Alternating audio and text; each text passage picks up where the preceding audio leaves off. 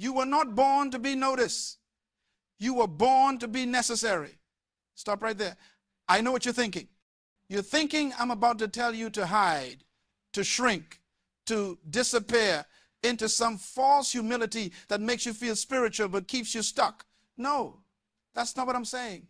What I'm saying is this: the world is addicted to announcement, but greatness is married to silence. You want to be great? Then shut up and build. You want to be powerful? Then stop talking about your plans and start executing them in the dark where nobody's watching, nobody's clapping, and nobody's validating your every move.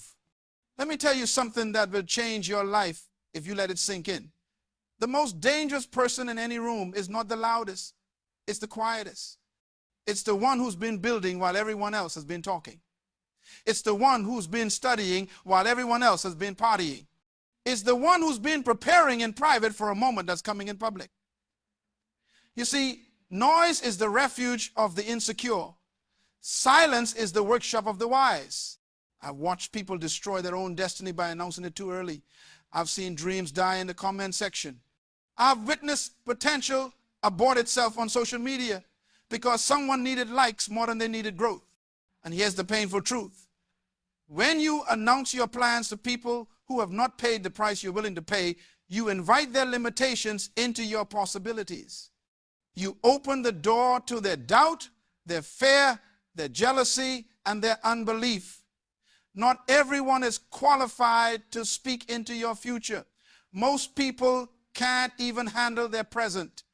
So here's rule number one: guard your process like your life depends on it, because it does.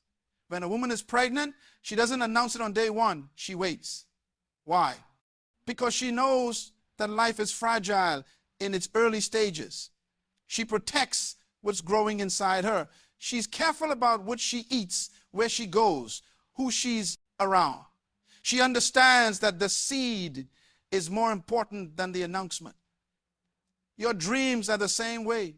They're seeds.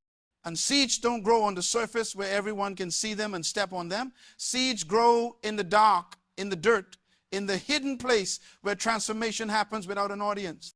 The problem with this generation is that we've been taught that if it's not posted, it didn't happen. If it's not shared, it has no value. If it's not celebrated publicly, it's not real success. That's a lie from the pit of hell designed to keep you shallow, distracted, and dependent on the applause of people who will forget you by tomorrow. You think you need their validation? You don't. You think you need their approval? You don't. What you need is discipline. What you need is focus. What you need is the courage to work in obscurity while you're building for visibility. I'm not telling you to be humble. Humility is not weakness. Humility is not hiding your gifts. Humility is knowing where your gifts came from and refusing to prostitute them for attention. There's a difference between confidence and arrogance. Confidence says, I know who I am, and I don't need to prove it to you. Arrogance says, I need you to know who I am because I'm not sure myself. Let me take you somewhere. Imagine a lion in the jungle. The lion does not announce its presence. The lion does not roar before it hunts. The lion moves silently, strategically, patiently. The roar comes after the victory, not before. But look at the dog. The dog barks at everything. The dog barks at the mailman, at the wind, at its own shadow. Noise without power. Announcement without authority. Don't be a dog. Be a lion. Hunt in silence, win in silence, build in silence. Now here's where people get confused. They think silence means isolation. They think building privately means you can't have mentors, can't have accountability, can't have support. That's not what I'm saying. I'm saying be selective, be intentional. Show your work to people who have the capacity to add to it, not subtract from it. Show your blueprint to builders, not critics. Share your vision with visionaries, not spectators. There's a difference between getting counsel and getting commentary. Counsel sharpens you. Commentary distracts you. Rule number 2, stop seeking permission from people who don't understand your assignment. You were designed by a manufacturer who put specific gifts, talents, abilities, and potential inside you. You are not random. You are not an accident. You are not a mistake. Even if your parents didn't plan you, there was a purpose that called you into existence. That purpose is your assignment. And here's what you need to understand about assignments. They're specific. They're customized. They're unique. What you're called to do, nobody else can do exactly the way you can do it. Your fingerprint is different from every other fingerprint in history. Your DNA is different. Your voice is different. Your perspective is different. So why are you trying to get approval from people who aren't even on your path? I've seen incredibly gifted people waste decades of their lives waiting for someone to tell them they're ready, waiting for someone to give them a chance, waiting for someone to open a door. And meanwhile, they have the tools to build their own door, but they're too busy knocking on someone else's. Let me tell you something that's going to sting a little bit. If you're waiting for permission, you're living below your potential. If you need validation to start, you're not ready to finish. If you need someone to believe in you before you believe in yourself, you're setting yourself up for disappointment. Now, don't misunderstand me. I believe in mentorship. I believe in learning from those who've gone before you. I believe in honoring those who paid the price. But there's a big difference between learning and limiting yourself. There's a big difference between respecting wisdom and rejecting your own voice. You can learn from someone without becoming a copy of them. You can honor their journey without abandoning yours. Here's what happens when you seek too much permission. You start editing yourself. You start second-guessing yourself. You start diluting your message to make it acceptable to people who were never meant to receive it in the first place. And before you know it, you've changed so much to fit into their box that you no longer recognize yourself. You've become a version of you that's acceptable to them, but unrecognizable to your purpose. The manufacturer didn't make you to fit in. The manufacturer made you to stand out. But standing out doesn't mean showing off. It means showing up as exactly who you were created to be, unapologetically, consistently, powerfully. When you're truly walking in your purpose, you don't have to announce it. People will feel it. When you're truly operating in your gift, you don't have to defend it. Results will prove it. Let me give you rule number 3. And this one's going to separate the boys from the men and the girls from the women. Fall in love with the process, not just the promise. Everybody wants the harvest, but nobody wants to plow the ground. Everybody wants the crown, but nobody wants to carry the cross.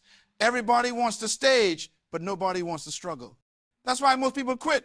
They fall in love with the idea of success, but they don't fall in love with the work that success requires. They want the destination, but they despise the journey. And let me tell you right now, if you can't enjoy the process, you won't sustain the pressure of the platform. Success is not an event. Success is not a moment. Success is a lifestyle. It's a series of daily decisions that nobody sees. It's getting up when you don't feel like it. It's studying when you're tired. It's practicing when you're discouraged. It's showing up when nobody else is watching. The victory you see in public was won in private. The breakthrough you celebrate on stage was built in the basement. I remember when I was broken and bitter. I remember when I had more dreams than dollars, more vision than resources, more potential than proof. And I was angry. I was frustrated. I was looking at other people who seemed to have it easy, who seemed to have it all together, who seemed to be winning while I was losing. And I asked the question that many of you are asking right now. Why is this taking so long? Why am I still here? Why haven't I broken through yet? And then I learned something that changed everything. I learned that the delay is not a denial. I learned that the wait is not a waste. I learned that the process is not punishment, it's preparation. See, what you're going through right now is not meant to break you. It's meant to build you. What feels like a setback is actually a set up. What looks like a dead end is actually a detour to something greater. But here's the key. You have to shift your perspective. You have to stop seeing the process as something you have to endure and start seeing it as something you get to experience. Every challenge is teaching you something. Every obstacle is training you for something. Every closed door is protecting you from something. You're not stuck. You're being prepared. You're not forgotten. You're being positioned. Think about a seed. When a seed is planted in the ground, it doesn't look like progress. It looks like burial. It looks like death. It looks like the end. The seed is surrounded by darkness, by dirt, by pressure. But what's happening in the dark is far more important than what people see in the light. The seed is breaking open. The seed is changing form. The seed is developing roots. And those roots are going deep, anchoring the seed so that when the tree grows, it can withstand the storms. You're in the seed stage. And I know it doesn't feel good. I know it doesn't look good. I know you're tired of the darkness, tired of the pressure, tired of being underground. But if you come up too soon, you'll abort your harvest. If you rush the process, you'll ruin the product. The tree you're becoming requires the roots you're developing. The height you're going to reach requires the depth you're going through. So stop complaining about where you are and start learning from where you are. Stop resisting the process and start respecting the process. God is not wasting your time. Life is not cheating you. You being prepared for something your current mindset can't even handle. You being built for a weight of glory that your present strength can't yet carry. Rule number 4, protect your peace like it's your most valuable possession, because it is. You cannot build in chaos. You cannot create in confusion. You cannot grow in an environment of constant noise, constant drama, constant distraction. One of the most important decisions you'll ever make is who and what you allow into your space. Not everyone deserves access to you. Not every conversation deserves your energy. Not every problem deserves your attention. Let me say that again, because some of you missed it. Not every problem is your problem. Not every battle is your battle. Not every argument is worth having. Some things you need to let go. Some people you need to let leave. Some situations you need to let die. You're not responsible for fixing everyone. You're not responsible for saving everyone. You're not responsible for convincing everyone. Your job is to steward your own life well, to protect your own peace fiercely, to guard your own energy wisely. I've watched talented people destroy their potential because they were too accessible. They were too available. They gave too much of themselves to too many people who didn't value what they were receiving. They let everyone in. They let everyone speak. They let everyone dump their problems, their pain, their negativity into their space. And then they wondered why they were so exhausted, so overwhelmed, so stuck. Boundaries are not selfish. Boundaries are sacred. Boundaries are not walls to keep people out. Boundaries are gates to protect what's inside. You don't let everyone into your house. You don't give everyone the key to your car. You don't share your bank account with strangers.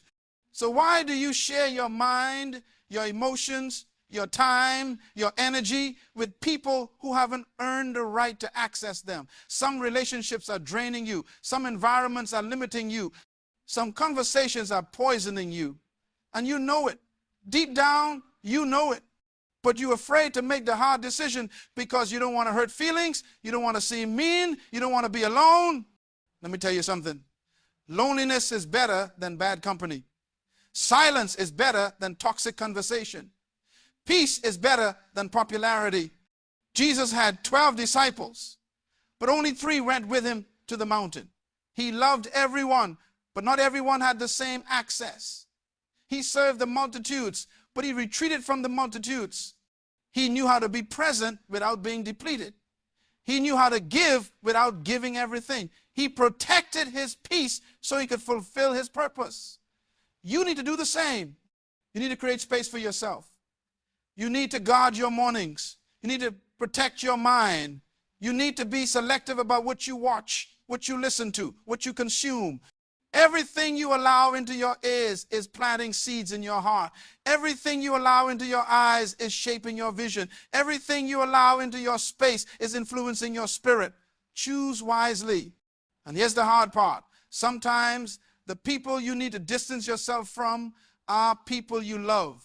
Sometimes the relationships you need to reevaluate are relationships that once served you but are now stalling you. People grow at different paces. People move in different directions. And that's okay. You can love someone from a distance. You can honor someone without being bound to them. You can appreciate the season you shared without forcing a season that's over. Guilt will keep you stuck. Obligation will keep you stagnant. But wisdom will set you free. It's not cruel to outgrow people. It's not mean to move forward. It's not selfish to prioritize your peace. It's necessary. It's survival. It's stewardship. Now here's the final rule, and this is the one that ties everything together. Commit to becoming who you are, not what they expect. The greatest tragedy in life is not death. The greatest tragedy in life is living your entire life as someone else. The greatest waste is not failure. The greatest waste is succeeding at something you were never called to do. The greatest pain is not rejection. The greatest pain is accepting yourself based on someone else's rejection. You were born as an original, but most people die as a copy. They spend their whole lives trying to be someone else, trying to fit someone else's mold, trying to meet someone else's expectations. And in the process, they lose themselves. They forget who they are. They forget why they're here. They forget what they were created to do. Listen to me carefully. You are not here to live up to anyone's expectations. You are not here to fulfill anyone's agenda. You are not here to become what your parents wanted, what your friends expected, what society demanded. You are here to discover who you were before the world told you who to be. You are here to uncover the person you were designed to become before fear, before doubt, before comparison convinced you to be someone else. The enemy of your destiny is not opposition. The enemy of your destiny is imitation. When you try to be like someone else, you insult your Creator. When you copy someone else's path, you abandon your own. When you measure your worth by someone else's standard, you reject the value you were given at birth. You don't need to be like them. You need to be like you. The world doesn't need another copy. The world needs the original version of you, the full version, the unedited version, the unapologetic version, the version that's not performing, not pretending, not pandering, the version that's powerful because it's pure, the version that's authentic because it's aligned. Here's what happens. When you commit to being yourself, you stop competing and you start creating. You stop comparing and you start contributing. You stop imitating and you start innovating. You realize that your lane is your lane. Your race is your race. Your assignment is your assignment. And nobody can run it the way you can run it. Some of you are called to build businesses. Some of you are called to build families. Some of you are called to build movements. Some of you are called to build people. Your assignment is not better or worse than anyone else's. It's just different. And different is not deficient. Different is divine. Different is by design. Stop apologizing for being different. Stop shrinking to make others comfortable. Stop dimming your light so others don't feel insecure. That's not humility. That's cowardice. That's self-sabotage. That's a betrayal of the gift inside you. You know what the world needs? The world needs you to be so committed to your purpose that you become unavailable for distraction. The world needs you to be so secure in your identity that you become unbothered by criticism. The world needs you to be so clear about your assignment that you become unshakable in your execution. I'm not telling you this will be easy. I'm telling you it will be worth it. I'm not telling you everyone will understand. I'm telling you the right people will recognize you.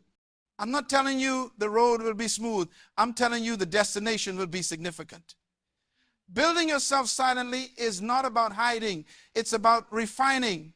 It's about becoming so skilled, so prepared, so excellent that when your moment comes, you're ready.